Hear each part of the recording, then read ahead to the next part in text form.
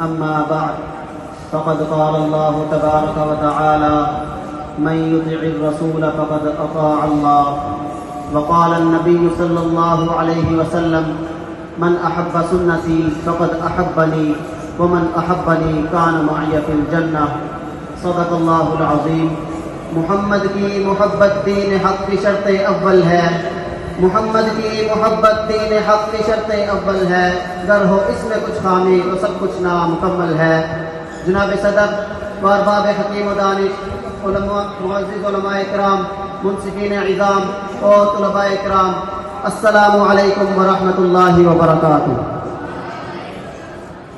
آج کے اس پرمنور و پروقار تقریب میں مجھے جس موضوع پر لب کشائی کا حکم ملا ہے وہ ہے محبت رسول صلی اللہ علیہ وسلم اور اس کے تقاضے. جناب صدر، اس موضوع پر بات کرنا مجھ جیسے کم فہم طالب علم کے لیے اگرچہ ناممکن نہیں مگر مشکل ضرور ہے. ایسی مجالس میں مجھ جیسے نادان طالب علم کا بات کرنا میرے نزدیک سورج کو چراغ دکھانے کے مترادف ہے. لہذا سراپا لرزہ کشاں چند گزارشات آپ حضرات کے گوش گزار کرنی ہے کہ اس موضوع پر کی جانے والی ہر بات حرف اول بھی ہے اور حرف آخر بھی. ہر جملہ تشریح بھی ہے، جملہ توضیح بھی.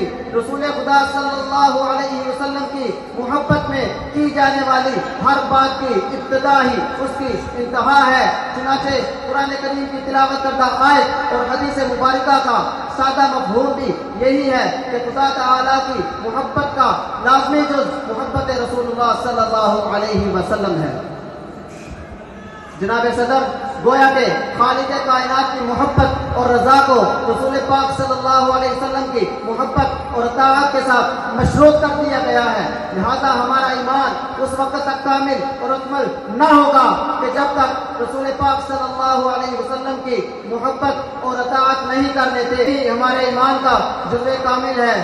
جناب صدر، یہ بات تو طے ہے کہ جس سے محبت ہوتی ہے اس کے نام سے بھی محبت ہوتی ہے، اس کے کام سے بھی محبت ہوتی ہے اور اس کی جان سے بھی محبت ہوتی ہے. اس کا چلنا پھرنا، اٹھنا بیٹھنا، بولنا مسکرانا، ہر ادا سے محبت ہوتی ہے.